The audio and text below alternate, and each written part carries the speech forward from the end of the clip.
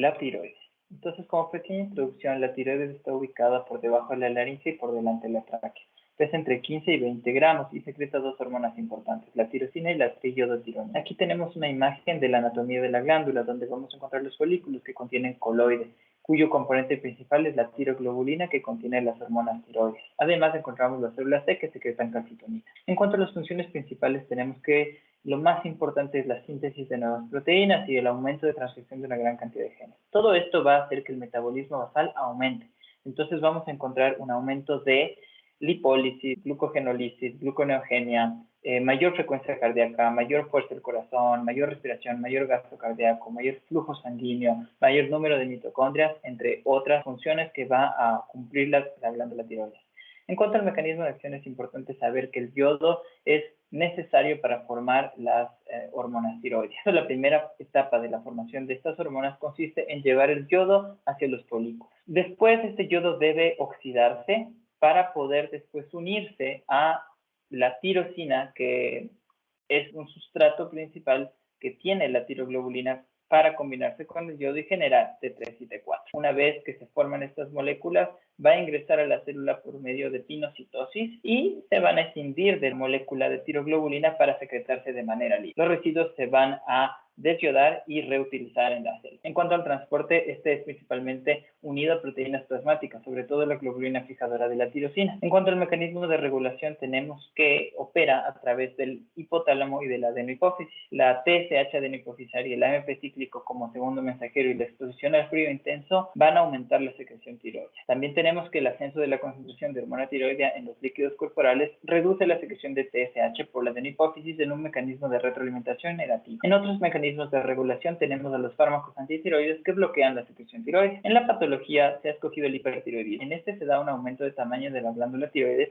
que llega a duplicarse o triplicar. Además, la secreción de cada célula se va a multiplicar hasta 15 veces más de lo normal. La enfermedad de Graves es la forma más común de hipertiroidismo y es una enfermedad autoinmune. Los síntomas del hipertiroidismo son dolor en las manos, la fatiga extrema, el adelgazamiento extremo, intolerancia al calor, la debilidad muscular y otros trastornos psíquicos también. El exoptalmos es un signo característico. Casi todos los pacientes con hipertiroidismo sufren cierto grado de prominencia de los globos oculares. En cuanto a la prueba diagnóstica más exacta, esta consiste en la medición directa de la concentración plasmática de T4 libre. Además, el tratamiento principal es la extirpación quirúrgica de la glándula, pero para ello es necesario preparar al paciente con medicación antitiroidea para regular el metabolismo basal y además administrar ioduros en concentraciones elevadas para reducir el tamaño de la glándula y su riego sanguíneo y así limitar complicaciones. El páncreas mide de entre 6 a 10 pulgadas de largo y 2 pulgadas de ancho. Se divide en tres regiones, la cabeza, el cuerpo y la cola. Este órgano tiene dos funciones, tanto endocrino como exócrino. En la parte endocrina es la encargada de producir hormonas. Ellos son los islotes de Langerhans, los que secretan 4 polipéptidos con actividad reguladora. Las células beta productoras de insulina, las células alfa productoras de glucagón, las células sigma que producen somatostatina y las células PPP productoras de polipéptido pancreático. A la insulina la tenemos como una desempeñadora de función anabólica que incrementa el almacenamiento de glucosa, ácidos grasos y aminoácidos. El glucagón, por otra parte, tiene una función catabólica. De este modo moviliza los nutrientes de sus depósitos y los pasa a la corriente sanguínea. De esta manera se encargan ambos de regular la concentración de glucosa en la sangre. Las somatostatinas es una hormona de crecimiento, interviene como el control de la insulina y glucagón, ya que al activarse impide la secreción de estos.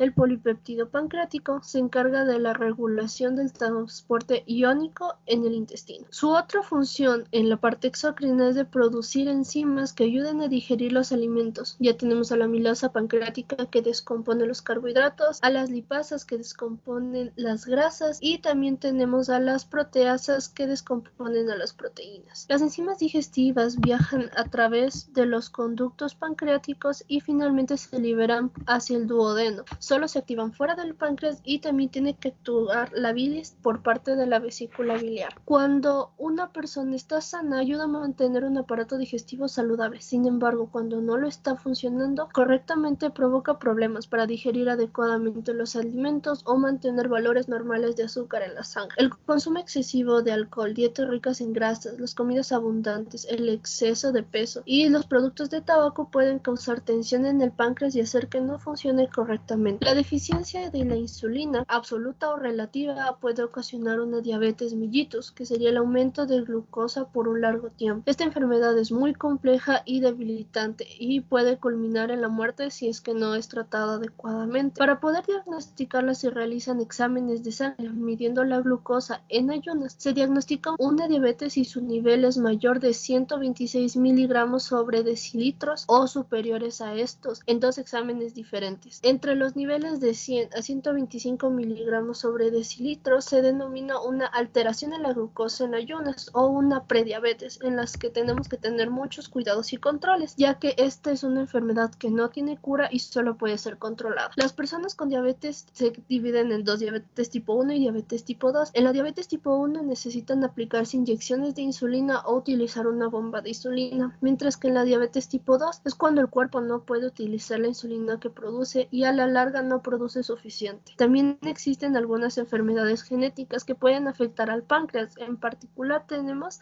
a la fibrosis quística. Yo les voy a hablar de las glándulas suprarrenales. Estas glándulas son dos estructuras retroperitoneales. En la derecha tiene una forma piramidal y en la izquierda una forma semilunar. Ambas están situadas por encima de los riñones y producen hormonas como el cortisol, la aldosterona, la adrenalina y la noradrenalina. Y también producen hormonas que su cuerpo usa para producir hormonas sexuales como el estrógeno y la testosterona. Estas tienen un tamaño entre 40 a 60 milímetros de longitud, de 20 a 30 milímetros de ancho y de 2 a 8 milímetros de grosor.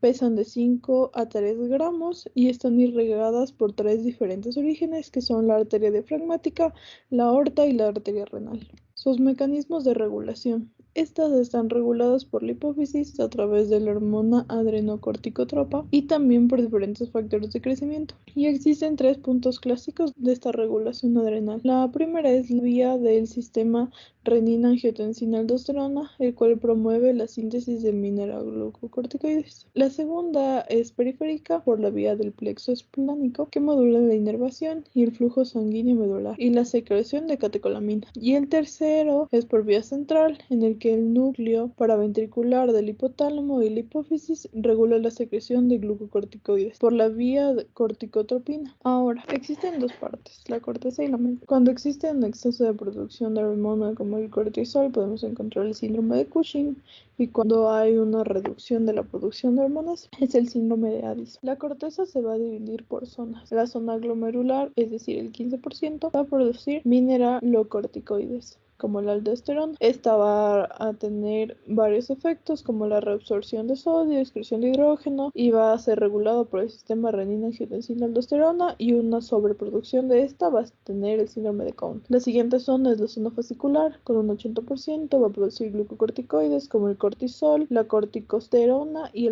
la cortisona. Este va a ser un hiperglucemiante, va a estimular las gluconeogénesis, estimular la proteólisis y la lipólisis.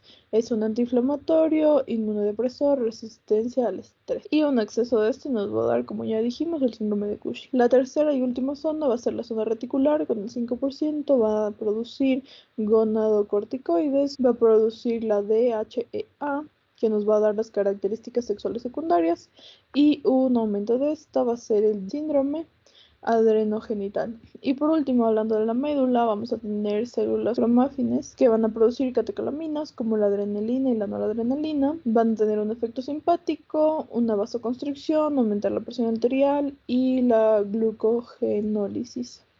Y un aumento de esta nos va a dar feocromocitomas. Cuando nos referimos tanto al hipotálamo como a la hipófisis, tenemos que tener en cuenta que la hipófisis está situada en la silla turca del esfenoides y el hipotálamo es justo la región que encontramos encima de esta. Ambos comprenden lo que pasamos a llamar parte del sistema endocrino, ya que se encargan de las funciones de la secreción de hormonas. El sistema endocrino, por lo tanto, está compuesto de tejidos y órganos que se encargan de la secreción de sustancias, y estas sustancias son las hormonas. A pesar de que el hipotálamo como tal forma parte del sistema nervioso central, lo tenemos como parte del sistema endocrino, ya que se conecta de manera directa con la hipófisis mediante estos mecanismos. Aquí es donde tenemos tanto los dos núcleos, el supraóptico que libera ADH y el paraventricular que libera oxitocina. Tenemos que tener en cuenta que están unidos mediante la arteria hipofisiaria superior, que es la rama de la arteria carótida interna, que aquí es donde se comunica el hipotálamo con la hipófisis anterior, que es la adenhipófisis. Aquí tenemos vasos sanguíneos que son largos y cortos y conectan tanto la parte sinusoide con la eminencia media y el infundíbulo. Y así es como tenemos el transporte de hormonas liberadoras e inhibidoras hasta las células secretoras de la adenohipófisis. Aquí es donde también pasamos a tener las células de la adenohipófisis. Aquí tenemos las células somatotropas, y aquí tenemos que representan el 50% de la adenohipófisis y secretan la hormona del crecimiento. Las lactotropas, y estas en cambio representan del 10 al 20% y secretan la prolactina. Luego tenemos las corticotropas y representan el 10%, y en cambio estas secretan la hormona del crecimiento también. Las tirotropas, sí. Estas representan el 5% y secretan la hormona tirotropina. Y las gonadotropas, que en cambio representan el 20% y secretan tanto la luteinizante como también la folícula estimulante. Por lo tanto, dentro del mecanismo de acción tenemos que regula tanto la expresión de las aquaporinas de la membrana plasmática, de células epiteliales del túbulo colector del riñón, y también sube la permeabilidad del agua, permitiendo que se reabsorba y se eviten pérdidas excesivas en la orina. Si hablamos tanto de los límites anatómicos que tiene, tenemos por delante el borde anterior del quiasma óptico, por detrás el borde posterior del cuerpo mamilar. Dorsalmente tenemos el tálamo y lateralmente tenemos la cápsula interna, los pedúnculos cerebrales y también la región subtalámica. Respecto a su organización, tenemos que la parte medial concentra la mayor cantidad de los núcleos, los somas, y tiene menos fibras. En cambio, la parte lateral, en cambio, es pobre en somas neuronales y es rico en fibras. Cuando hablamos de su irrigación, en cambio, más del 90% de la irrigación tanto del hipotálamo como de la hipófisis proviene de las arterias hipofisiarias superiores e inferiores. Tenemos el sistema portal hipotálamo hipofisiario, y aquí en cambio el hipotálamo tiene lechos vasculares que conectan con los de la adenipófisis. Y aquí se da la dirección de sangre en el sistema portal, que es hipotálamo-hipófisis. Aquí tenemos los vasos portales largos, que son los que van del hipotálamo a la hipófisis, y los vasos portales cortos, que son los que unen el lóbulo posterior de la neurohipófisis y el anterior de la adenohipófisis. También tenemos aquí la vascularización del hipotálamo, que proviene principalmente del círculo de Willis, y la irrigación de la adenipófisis en cambio se basa en el riego arterial, que tenemos las arterias carótidas internas que atraviesan la hipófisis superior para el lóbulo anterior y la hipofisiaria media e inferior para el tallo y el lóbulo posterior. En cambio, en el riego venoso tenemos que dan la ruta por la cual las hormonas de la circulación sistemática, y que el drenaje se da por el seno cavernoso y los senos petrosos superior e inferior, y se riega hacia el bulbo y la vena yugular.